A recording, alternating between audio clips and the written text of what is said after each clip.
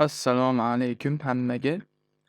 Xo'p, bugungi darsimizda funksiyalardan foydalanish bo'ladi inshaalloh bugungi mavzuyimiz.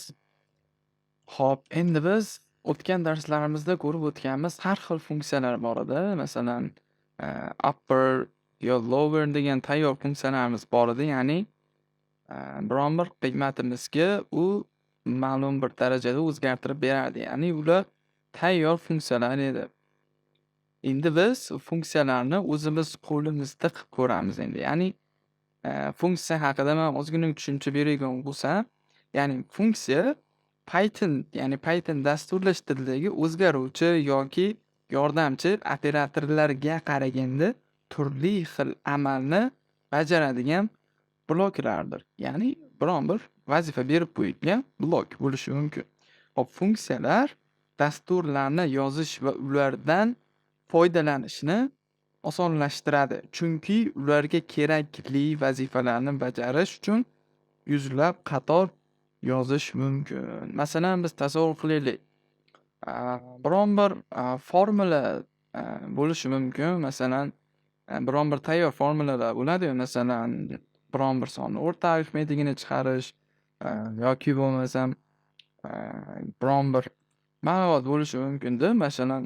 Masalan, qo'limiz bor. Masalan, oddiy qo'limiz bor. Qo'limizni formula deb tasavvur qilsak, mana 5 ta kaftimiz bilan 5 ta barmog'imiz bor. Biz bu qo'limizni har xil narsalarga ishlatishimiz mumkin. Ya'ni buni bu formula asosida turli xil amallarni bajarishimiz mumkin. Masalan, biron bir buyruq yozib qo'yiladi, buni bajaradi pastda, ya'ni chaqirib olib turib funksiyani biz pastda ishlatsak bo'ladi. Qo'limiz ham xuddi shunday tasavvur qilsak bo'laveradi. Masalan, qo'limizga biron bir narsani ko'tarishimiz mumkin, qisishimiz mumkin. Masalan, shunaqa qilib tasavvur qilsak bo'ladi funksiya haqida. Funksiyalar mana shulardan nima deydi? Ya'ni biz tasvirlab olsak bo'ladi shu qarsida, ya'ni. Xo'p, men endi Python dasturlash tilimizda ko'rsataman. Sintaksis tomonidan funksiyalar qanday ochiladi, qanday nomlanadi, buni qanday qilib ishlatish mumkin. Ya'ni biz funksiya ochish uchun, ya'ni bir xil tillarda bor, function bo'ladi, lekin bizda def qilib ochamiz. Def funksiya ochish bo'ladi. Ya'ni funksiyamiz oddiygina hello degan funksiya bo'lishi mumkin. Bu protsedura bo'ladi, ya'ni bu ichiga parametr, ya'ni biron bir turgan amalimizdagi nechta o'zgaruvchi ishlaydi, shuni bilib turib, shuni ichiga o'shancha yozsak bo'ladi. Hop, men bunaqangi hozir murakkablashtirmayman. Biz oddiygina hello nimasini, ya'ni so'zini chiqarishga harakat qilib ko'ramiz. Ya'ni qaranglar. Men bu yerga hello desam, hozir ana bu yerda suppose qilaman, ko'rishlar mumkin. Hech narsa chiqmaydi ekranga. Nimaga? Chunki biz funksiyani yozganimizdan keyin buni chaqirib olishimiz kerak. Ya'ni pastroqdan nima deyman? Hello so'zini yozaman, ya'ni funksiyani nomi bu funksiyani nomi bo'lyapti. Men bu yerga buni qavsini qo'yib qo'yaman. Mana bu. Endi ko'rishlar mumkin. Mana bu hello so'zimiz chiqyapti. Ya'ni bu funksiya qilinadi bu yerda. Bu yerda chaqirib olinadi, shunchaki chaqirib olinadi. Funksiyalar bu yerda ichkariga kirgiziladi, ya'ni nechtadir o'zgaruvchilar va pastidan qaysidir buyruqni yozib qo'yamiz, pastidan shunchaki chaqirib olamiz. Hozir uni bir xil amallar bilan ko'rsatib chiqaman. Xo'p, endi keyingi qiladigan ishimiz yana hello degan funksiya ochib olamiz. Hello degan funksiya ochib, ichiga name degan o'zgaruvchi yozamiz va word so'zi bo'lishi mumkin. Yoki bitta o'zgaruvchi yozib turamiz hozircha. Mana bitta o'zgaruvchini ochdim. Ya'ni endi men yerga print qilaman. Nima yozishim mumkin? Masalan, deylik, hello degan so'z yozishim mumkin. Men bu yerga plus qilaman-da. Shu o'zgaruvchini chiqarib qo'yaman. Endi biz bu yerdan hello funksiyasini chaqirib olamiz va bu yerdan men nima deyishim mumkin? Hello, masalan, nima deyishimiz mumkin? Hello John. Hello John desam, hop, men yerdan joyni ochib qo'yaman. Hop, mana ko'rishlari mumkin. Ya'ni bizda qancha o'zgaruvchi bo'lsa, ya'ni o'shancha ma'lumotni kiritishimiz, ya'ni buyruqni parametriga buyruq berishimiz oson, ya'ni ko'proq buyruq berishimiz mumkin.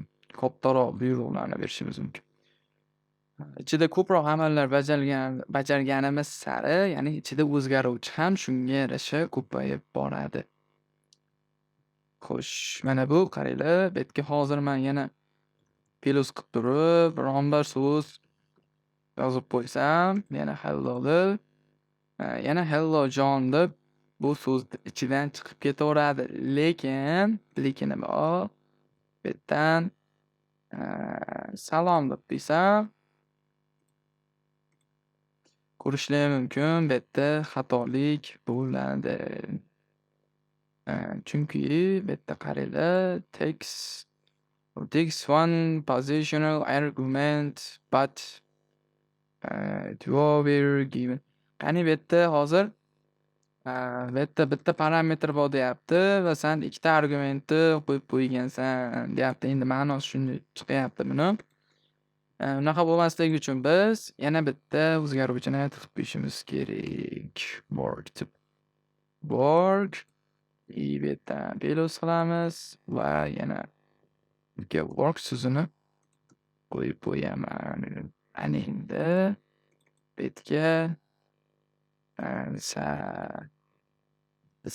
deylik-chi, ismliganicha ularni katta harfda yozamiz. Endi xo'sh, bular joyini ochib qo'yaman.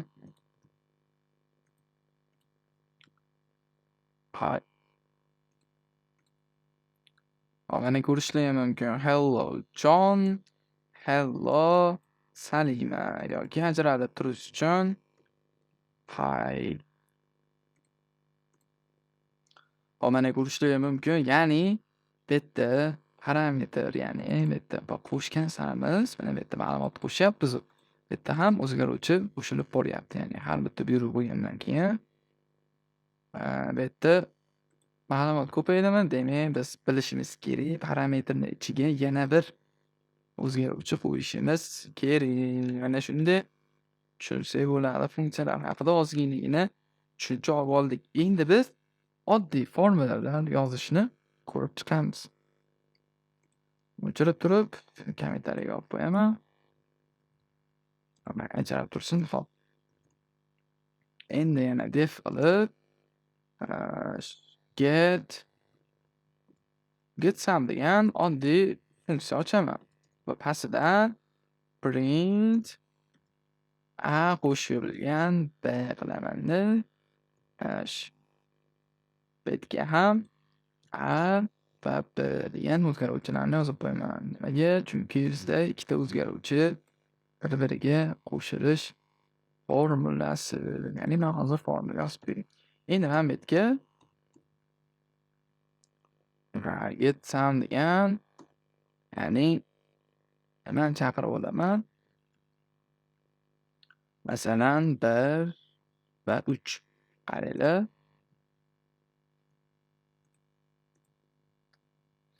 Ya'ni bu yerda hozir to'g'ri bo'lyapti. Nimaga? Biz hozir chaqirib olyapmizmi bu funksiyani? Biz funksiyani ichida bu ikkita formula qo'shilyapti. Bu formulani xohlaganlarincha ishlatishlaring mumkin. Cheksiz bu. Masalan, eslingizga tushib qolganda boshqa joyda, bitta joyda yozib qo'yilgandan keyin bu boshqa joyda ham ishlatsa bo'laveradi. Ya'ni bu ham aytgandek, dasturlashda kodlarning kamayishiga sabab bo'lishi mumkin bir tomondan. Yani keyin buni yana boshqacha yo'li bor. Bu yerdan x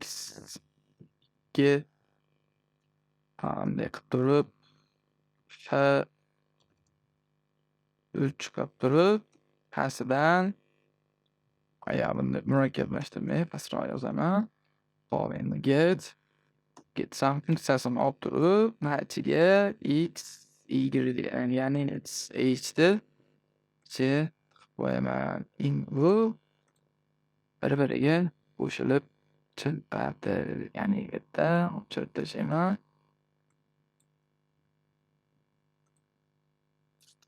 Ana ko'rishingiz mumkin. 2 ga 3 ni qo'shsa 5 bo'lyapti. Bu yerda mana ikkita formulani qo'shyapti. Ya'ni bu yerda bu funksiyani nomi muhim. Ya'ni bu funksiyani nomi muhim bo'ladi. O'zgaruvchisini xohlaganlaringda qanga qo'ysalaring bo'ladi.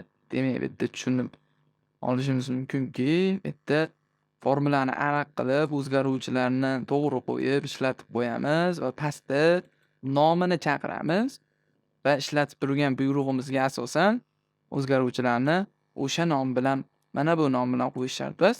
Bu yerda ishlatilgan nom bilan qo'yilsa bo'ladi. Qo'yilsa aniq va tiniq to'g'ri bo'ladi. Va mana bitta ham kommentariy yozib qo'yaman. Tushuntirib aytaman inshaalloh. Xo'p, endi qaranglar, biz hozir funksiyalarni mana yozib qo'yapmiz. Bu yerda bo'lishi mumkin, masalan, print qilamizda lgan hello print so'zimiz, ya'ni hello so'zimiz, ya'ni satrimiz mana 5 ta harf bo'lishi mumkin. Mana bu yerda ham tayyor funksiya. Buni ham tagida xuddi bizga o'xshab shunaqangi funksiyalar qilib qo'yilganki, bu tilda qilgan odamlarda, ya'ni biz bu yerda chaqirib olamiz va ichiga biz ma'lumot kirityapmizmi? Ha, demak bu funksiya ishlayapti. Ya'ni print orqali ekranga sonini chiqaryapmiz. Funksiya haqida mana tushuncha oldilaring manimcha, endi sal biron bir funksiyalarni ya'ni qilishga harakat qilib ko'ramiz. Yana bir qaytaruvchi degan nimamiz bor, ya'ni imkoniyatimiz bor. Buni ham o'sha bir sonda ikkinchi songa qo'shish orqali ko'rsatishga harakat qilaman. Deb get some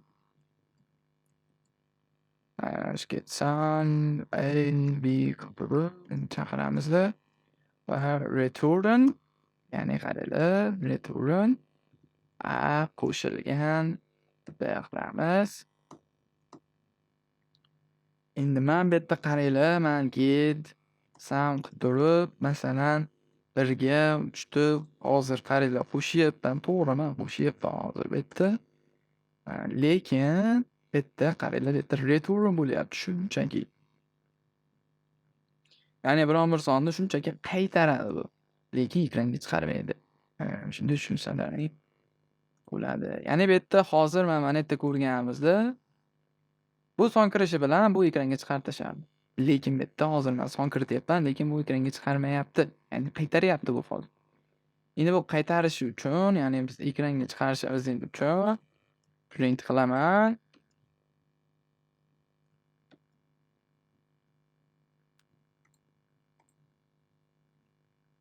Mana bizni o'sha natijamiz kelib chiqdi. Xuddi bu yerda return qilyapti, bu qaytaruvchi funksiya, ya'ni o'ziga qaytaradi va pastda biz ekranga chiqaryapmiz. Bu amalimiz oldin formulani o'zida qilib ketib turadi. Ya'ni biz sonni kiritganimizdan keyin avtomatik bu ekranga chiqarib turadi. Hop, endi sum funksiyamizni ozginagina for operatorlari orqali va o'zini, ya'ni foydali bu. Yana bir aytaman, bu funksiyamiz juda foydali. Keyinchalik ham ancha ishlatmagan odam bo'lmasa kerak bu funksiyalarni bilgan odam. Bu sum funksiyasi, ya'ni mana endi yoziladi. Bu funksiya, bu o'zgaruvchi emas, bu tayyor funksiyalar, ya'ni Python dasturlash tilida yozib berilgan. Men buni hozir oddiy yo'llar bilan va murakkab yo'llar bilan inshaalloh tushuntirib berishga harakat qilaman. Qaranglar. Oddiy yo'li Masalan, biz listdagi, ya'ni ro'yxat massivdagi elementlarni yig'indisini topmoqchimiz. Qaranglar, D degan o'zgaruvchini ochamanda va ichiga listni masalan 2 bo'lishi mumkin, 3 bo'lishi mumkin. Masalan, shu oddiy sonlar bilan yozamanda va result va betga sum o'sha so'ng nimamizni, ya'ni funksiyamizni yozamiz. Ichiga D degan mana buni o'zgaruvchimizni qilamiz. Ya'ni bunda ma'lumot bor, demak bu bunga o'tyapti-da, betga kelib, betda yig'indisi chiqarilyapti. Va endi buni ekranga shunchaki chiqarib qo'yamiz. Ya'ni result.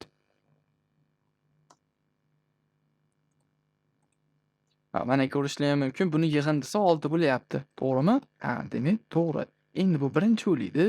Endi ikkinchi o'likni ko'rsataman. Sal boshqacharoq bu. Lekin kodlarni optimallashtirishga bu yordam berishi mumkin. Ya'ni kodni optimallashtirmoqchi bo'lgan odamlarga result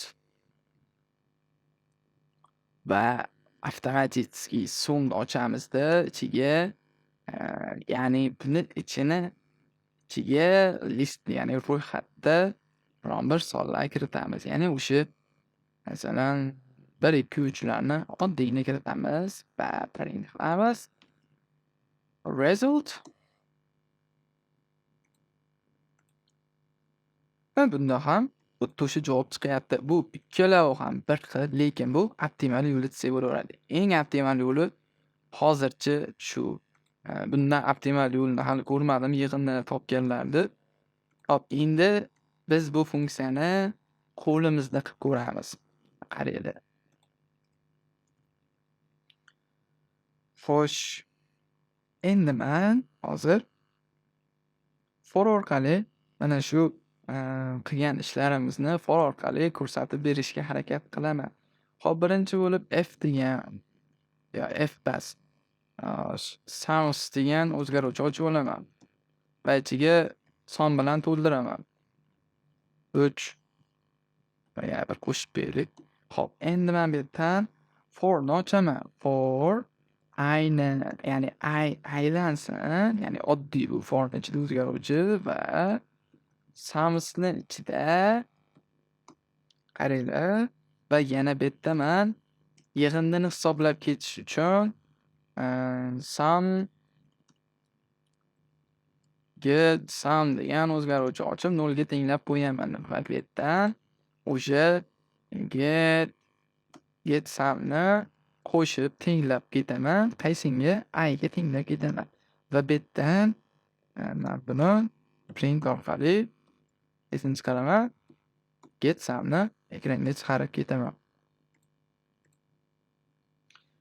Xo'sh, mana bu ham bir xil. Mana bu yerda biz tayyor funksiyadan foydalandik. Bu yerda bo'lsa biz o'zimiz o'sha qo'limizda qilib ko'rdik. Qaranglar, bu yerda qanaqangi yer bilan osmoncha farq bor hozir bu yerda.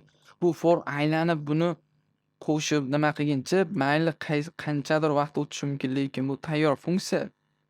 Men o'ylaymanki, bunda eng optimal yo'l qaysidir joyda ishlatib olishlaring menimcha aniq bu funksiyalarni inshaalloh foyda beradi deb o'ylayman. Xo'p, bugungi darslarimiz inshaalloh shular bo'ldi. Ya'ni men hozir funksiyalar hozirgi mana shu o'tganlarimizni cheklanib qolmayman. Inshaalloh keyingi darslarimizda ham funksiyalar haqida qilishga, ya'ni tushunchalarni yana ham aniqroq qilishga inshaalloh harakat qilaman. Hop, videoni tushunmagan bo'lsangiz boshqatdan qaytarib ko'ring yoki umuman qaytarib ko'rganingizda foyda bermayaptimi? Demak, videoni pastida, ya'ni Telegram silkani qoldirib ketaman. O'sha yerdan bemalol savollaringni yo'llashlaring mumkin. Hop, sog' bo'linglar, omon bo'linglar. Keyingi darslarda ko'rishguncha